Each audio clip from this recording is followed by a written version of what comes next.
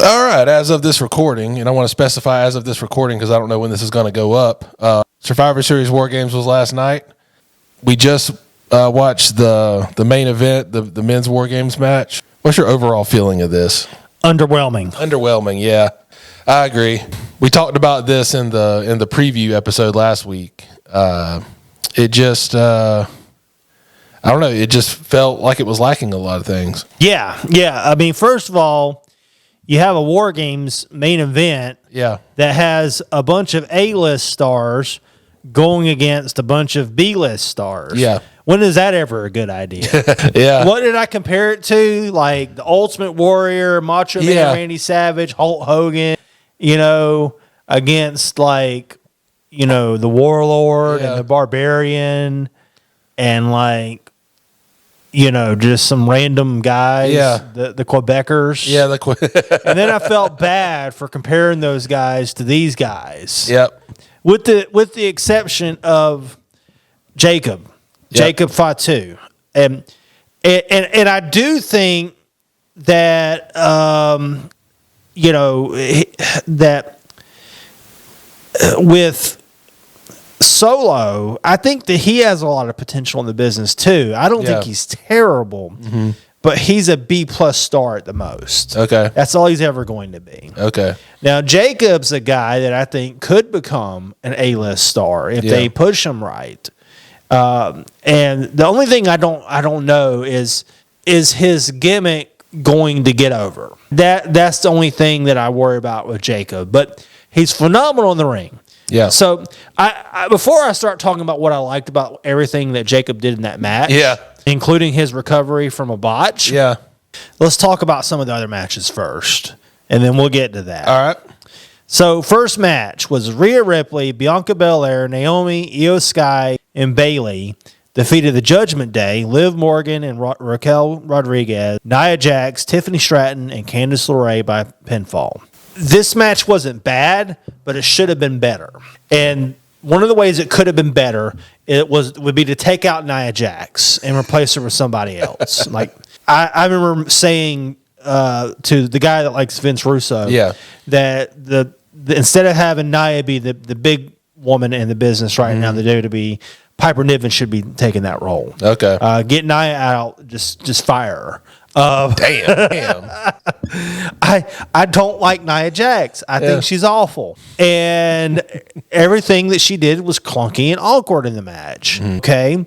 Some of the stuff in that match looked kind of weak. There was two big high spots involving Tiffany Stratton and Io Shirai, I guess she's called now, or she's Sky.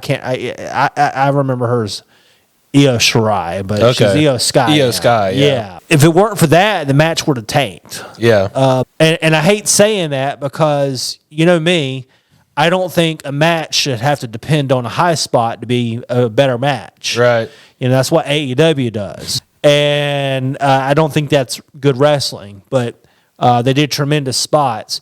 But it's just because, Bianca and those two really carried the match, in my opinion. Rhea, had some good moments, but those three carried the match, in my opinion. Yeah, I wasn't, from the beginning, I wasn't excited about the match. We talked about it last week. Yeah, we talked about it last week. It's just a continuation of the Rhea and Liv storyline. I will say they must have gimmicked that bat really well. Because Liv was beating... she laid in. Oh yeah, I knew right away it was gimmick. It was a gimmick bat. It had to. It was like plastic or rubber or something. It had to have been. Yeah, but it looked good. She was making contact with the bat, so it was definitely gimmick. Oh my gosh! Like right, it was definitely gut. Gimmick. Yeah, definitely a gimmick bat. It looked good though. It didn't look like a gimmick bat. Yeah, but it looked good. It must have been a really good gimmick bat to look that good. Well, like I said, it was probably just a plastic toy bat or something that they just painted and made it look good. Yeah. Like Sting's bats, Yeah. So, yeah. I'm a big Candice LeRae fan. It wasn't my favorite match I've seen her in. So I mean, I just don't have much to say about. I mean, like I said, this whole pay-per-view was underwhelming. Yeah. So, big Candice LeRae fan, but I still say Io Shirai or Sky. I'm stuck in NXT. Io Sky and Bianca and Tiffany carried that match. Yeah. If whatever was good about that match, a huge portion of that belongs to them. But it was a weak match overall. It was not the best women's War Games match I've seen. It was not the best. It would be on that list of top worst War Games matches, top 10. It'd be somewhere on there. It wouldn't be the worst. Probably, maybe not top 5, but it would be on that top 10 list. I think the story going into it has something to do with it too. I think that's why, at least I'm only going to speak for myself here, but I think that's why I wasn't really invested in it, because I knew that this was just all about Rhea and Liv. Yeah. And everybody else just kind of acted as extras in the match. So there really wasn't much there to get invested in a 10-person match. No. All right. So we're going to move on to LA Knight and LA Knight and Shinsuke Nakamura. I was surprised by this match. Yeah. It caught me off guard. I was not expecting. The thought crossed my mind that they could do Shinsuke winning the match and start a feud with him and LA Knight. I really hope that's what comes of this. And it'd be a shame. Yeah. It would be an awfully big shame if that did not take place in this match, because LA Knight still needs to have a good go. Yeah, I think he's got momentum. I think this is another moment on this channel where we voice our concern for LA Knight. And what are they going to do with him? Is this going to be? I hope this leads to a rematch at the Royal Rumble or something. I don't know. Me and Lance are a united front when it comes to LA Knight. Yeah. LA Knight uses the belt, and I'm like, oh fuck. Now Lance may love all that flippy shit with AEW. And the 15, Spanish flies in a match. Tope suicidas, man. Tope suicidas. The 90 tope suicidas in a match. You got to have 50 dives. And I may love, good old-fashioned mat wrestling leading into, a struggle that looks real. And, is presented as a real competition between two individuals that are trying to win a match. Yeah. We have big different philosophies when it comes to wrestling. But when it comes to LA Knight, we agree that LA Knight is terribly underrated and has not had the push he deserves. Yeah. And while it was good that he was U.S. champion, it still wasn't good enough. It's not good enough. Now, if he was going to lose the belt, losing it to Nakamura was a good call. It's a good guy to lose to. It's a good guy to lose to. It's a good loss, if you want to call it that. Yeah. I mean, Nakamura needed a win. I mean, he's been pushed down to the lower mid card for forever. So Nakamura needed the win. I was glad that he did win. I'm a big Nakamura fan. I just enjoy Nakamura. I mean, it was two guys that I really like that were in a match together. So I was leaning towards Knight, but when Nakamura won, I wasn't disappointed. Yeah. Now, I'll be disappointed if they don't do anything with this. If they don't have LA Knight start a feud with Nakamura. I'd love to see a best of 3. Well, I hope that's what they did 2 weeks ago or whatever it was when Nakamura came back. I think this has been too good up to now to just call it quits on this. Yeah. And then they both move on to something else. They got to continue this, right? Yeah. I mean, for fuck's sake, Nakamura missed it LA Knight. Yeah. That means something. Yes. That is the ultimate FU. Yeah. Okay. Especially from a Japanese wrestler. Yeah. Well, I mean, usually only Japanese wrestlers should be doing the miss in the first place. Right. But under certain circumstances, I think it's permissible outside of that. Yeah. But yeah. I mean, he got misted. Yeah. And then he lost. Yeah. The match. And I was thinking it was going to be the best match of the night. I predicted this would be match of the night before the show started. I don't think it was match of the night. Okay. I think it was ended a bit prematurely for it to be match of the night. It did seem to go quick.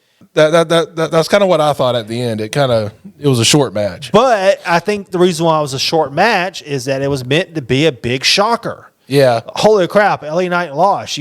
I know I wasn't expecting the match to end when it ended. I was shocked by that. I know Shinsuke did the Kinshasa, but the booking for Shinsuke in the past has made him look weak. So I was expecting Knight to kick out. It didn't happen, and it made Nakamura look great. And that's what LA Knight does. Everything LA Knight touches turns to gold. Yeah. Everything he does looks great. Him losing looks great. Yeah. He makes the other person look great. Yeah. So I thought that the crowd wasn't as hot as I wanted it to be for LA Knight.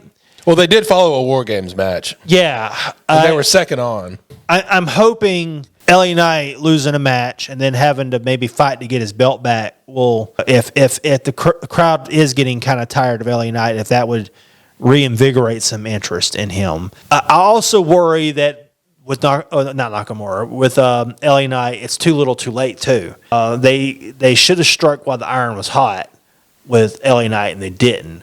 So we're playing catch up on a lot of things. With that being said, the crowd wasn't not acknowledging him or deaf on the situation. It just wasn't as loud as I wanted it to be. But I think that will come if LA Knight gets booked to be the megastar that he truly is. And we'll see that happen if they ever do book him correctly. I feel like one problem with him is it's always been kind of a thing. Well, where does he fit in with everybody else? Because you got all these other main stars. I think LA Knight should be soon in the world heavyweight title picture. He won't be feuding with like a Gunther or a Priest, or Drew McIntyre. That level, I don't know if you necessarily put him in the undisputed title picture, but I feel like that's where he needs to go after this feud with Nakamura, if it is a feud. I agree. I just don't expect it to happen. Yeah, it's because you got Punk coming up. You got this whole thing. We'll get to it, but now Paul Heyman owes Punk a favor, and I feel like this is going to have something to do with getting a title shot. Yeah. It's like, where do you put LA Knight? I don't know, but I am concerned about what they do with him from here because I don't want him to go away. Braun Breaker defeated Sheamus and Ludwig Kaiser by pinfall. Yes, man. Braun Breaker, man. Was this the match of the night? I think so. Okay. This was my favorite match from start to finish. It was my favorite. And I am a bit like Corny. I'm not always a big fan of triple threat matches, but it was good, and we knew who was going to win the match, and it still was the best match of the night. Yeah. Braun Breaker has the personality of his dad, and he's got the wrestling athleticism of his uncle. Yeah. Those Steiner lines, man. What the heck? Man, what I was thinking about during that match, first off, I'm like, man, Braun looks good. This is a good match. And I can't help but to think about Scott Steiner's son, who's currently playing college football. And he needs to get up here when he's done playing football. If he doesn't have an NFL career. God, that would make so much money. Yeah. With them. That's what I kept thinking about. What would they call them? The Super Steiner Brothers?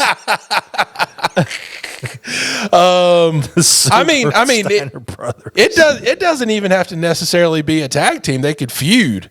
They could feud over who's the best Steiner. They could even tease it. They could tease it for years ahead because I forget Scott Steiner's son's name. I'm sorry, but if they do sign him, he's going to be in NXT. So you just have some episode where Braun shows up in NXT and they tease a feud for the future, for whenever Scott Steiner's son gets up to the main roster. I mean, there's just so much you could do with this. You know how Cody's theme song starts with "Wrestling has more than royal family." That's becoming a royal family, the Steiners. Yeah. Without a doubt. Yeah. I mean, Braun Breaker is destined for world title greatness. It's just a matter of time. Yeah. And, I mean, he's got everything. Yeah. He's got everything. Everything he does makes sense. That they use his football background a lot, because he's got the spear, obviously. But they used the fact that, okay, so when he, I don't know how many people know this, but when he played football, he was really fast. He ran a really good 40 time, and he uses that in his repertoire. He'll like charge around the ring and just like shoulder charge the fuck out of somebody, or spear him or whatever. I just love. Yeah, there's nothing to not like about him. Yeah, definitely. And Ludwig and Sheamus did a fair effort in that match. I mean, one thing I didn't notice is that Ludwig disappeared for a long time in that match. Yeah. But he had to be in place to pull out the referee. Right. Because at one point it was like, where the fuck did he go? I did kind of feel that he was at first just kind of tacked on to this match. Yeah. But he looked good. Yeah. He looked good. And I've always thought that he was a bit underrated. Very much in the shadow of Gunther. Mm-hmm. I always thought that the Imperium tag team was underrated. And I think he's excellent. And I'm hoping that this showing will get him more of a push in the future. Yeah. I think that he would be a good mid-card person, IC, US, something like that one day. So, once he's ready. Yeah. Gunther defeated Damian Priest by technical submission. I don't think anybody expected Gunther to lose. Yeah. I don't have a whole lot to say about this match. I don't either. Now, one thing did happen in the match that kind of hinted, I think, for Damian Priest's future is Finn Balor, because he interfered in the match. Yeah. He did the ab stomp or whatever it is. So it's looking like to me that feud's going to pick back up, and then Gunther maybe moves on to something else. Yeah. So we'll see. Roman Reigns, the Usos, Sami Zayn, and CM Punk, all A-listers. Yeah. Against Solo Sikoa, Jacob Fatu, Tama Tonga, Tonga Loa, and Bronson Reed. What? You didn't love the match? There's only one thing I liked about the match, and that was Jacob Fatu. Okay. Before we get into that, let's talk about everything that was bad. Okay, first of all, we talked about this while we were watching the match. Yeah. Oh, no, Solo Sikoa is locking the door. That was the dumbest. How is Roman Reigns going to get into the match? I cannot believe they sold that as much as they did. Like, oh my God, how could Roman possibly get in the cage? Now, if this was like the old school WCW War Games match where with there the was roof, yeah, then it would have been, a perilous situation. It's literally a roofless cage. It's no big deal. Right. You just climb the cage and you're in the match. Right. I cannot believe they went with that. I mean, that you couldn't come up with something else, like or just you don't even got to come up with anything. Just let Roman enter the match. I mean, it's and then that whole thing was followed by the most cooperative spot of the night, where the new bloodline all just happened to gather around so that Roman could do a splash on everybody. Lance, why are you complaining? You like that AEW shit. Oh, he's mad that they didn't do a dive outside the ring. That's what it is. Well, they can't. There's a cage. That's what it is. The cage got in the way of their dives. Lance is upset. Yes, it was a very cooperative spot. Yeah. Okay, I want to talk about Jacob Fatu for a little bit. All right. Hold on. Let's go back real quick now. You want to talk about some AEW spots? What about Io Sky and her trash can spot at the top of the cage? That's some AEW shit right there now. Come on. If sorry. AEW did that shit, you'd be having an aneurysm. I'm sorry. Io Sky is one of my favorite wrestlers. I was all for it. And it wasn't the first time that she's done that. Yeah, I know. It's a recycled move from last year. Yeah, except for this time I think she did a flip with it, which should make it where you like it even more, Lance, because she did a moonsault with the trash can instead of just a dive. Look, if I want to see somebody jump off a cage with a trash can over their head, I'll watch AEW. That's not what I come here for. That spot, along with what Tiffany was doing, kept that match from being an absolute stinker. Yeah. So there you go. All right. So back to it. All right. So Jacob Fatu. Yeah. Jacob's my man. Yeah. Okay. His whole team, he compared to everybody else on his team, he looked like gold. Yeah. Okay. Because the rest of his team is all B and C talent. Okay. He botched a spot and still made the match better with it. Okay. Yeah. Let me tell you about that. This man, he does his jump up, like where he's jumping like to the second rope, to the third rope, moonsault. Yeah. And it wasn't his first time doing it in the match, but he did the match, he did the move, and he botched it. Yeah. Okay, and came down hard on his knee. And I read that according to Fightful, he actually wasn't injured. He decided on the fly to sell his knee. Beautiful. Okay, he could have just botched the maneuver and it would have just looked bad. Yeah. But he botched it and made it look like it was an actual injury. Yeah. 5 minutes later, he's still selling his knee. Yeah. When do you see that in wrestling these days? He didn't forget. He kept selling it through the rest of the match. Yeah. When do you see that in wrestling now? I mean, think about the last time you saw a wrestler get hit somewhere, and then 5 minutes, 10 minutes later, they're still selling that injury. That's some Ric Flair shit. That's some Steamboat shit. Yeah. That's it. Like you keep selling it through the whole match. 50 years from now, Jacob Fatu is going to be in the nursing home rubbing ointment on his knee, talking about the injury he had at War Games. Yeah. Okay? Had a torn whatever in his knee. Yeah. Okay? He's going to be rubbing it with like Bengay. Okay? Still selling it 50 years from now. Yeah. Okay? I thought it was great because he obviously messed up the move, and then he sold an injury. You already know the move was messed up, so injury is believable, and he did come down hard on the knee. I had to look it up.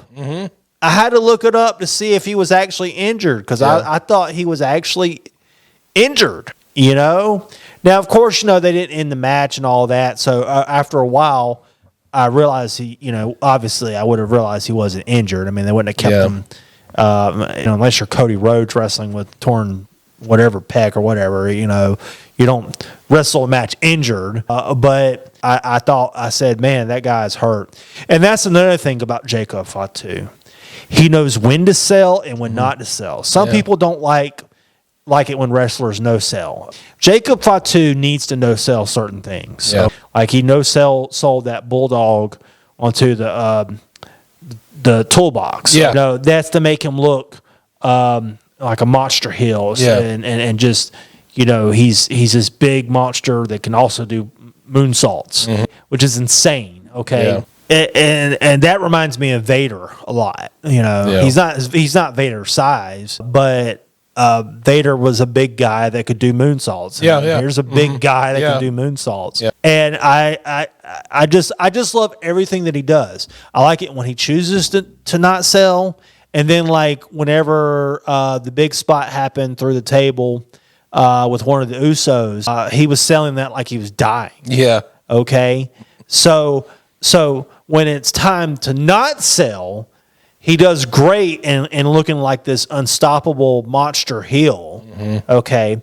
But when it is time to sell, he's not like Hulk Hogan kicking out of everything. Yeah. He sells extremely well. Everything just looks good with Jacob Fatu. If he's not pushed eventually to the top, it will be a crime, okay? I don't think he's ready for it yet. I mean, geez, he just arrived. He's not ready for it yet. I think that one day he'll be there if they book him right. And that's the thing, like they're pushing Tama and Tonga. They're pushing Solo. I don't care about them.